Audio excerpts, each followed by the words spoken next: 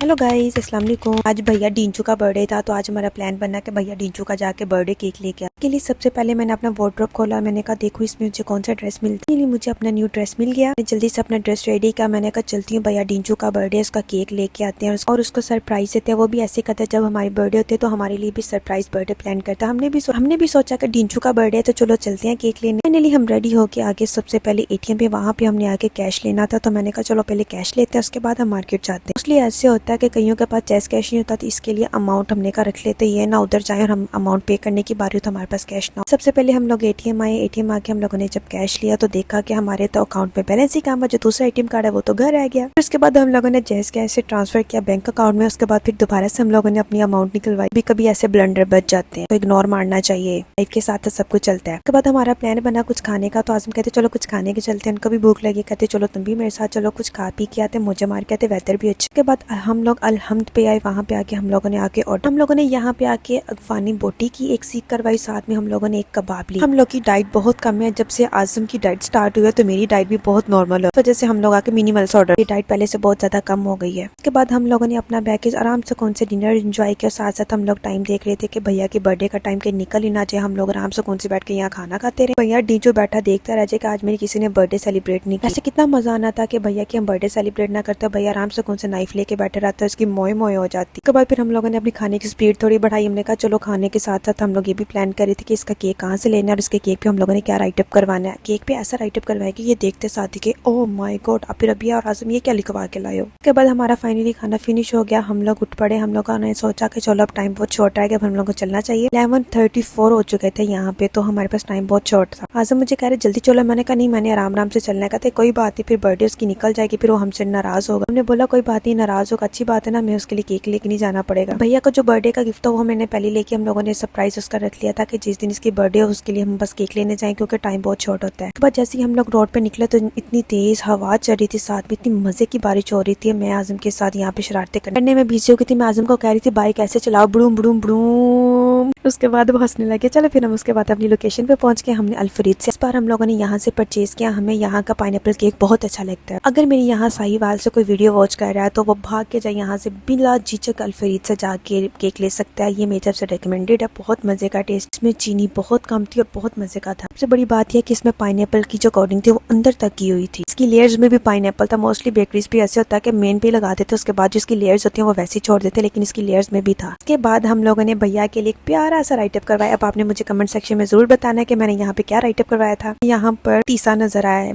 पतीसा बहुत पसंद है, बहुत मजे का लगता है। किसको पतीसा बहुत ज्यादा पसंद है? ये तो मेरा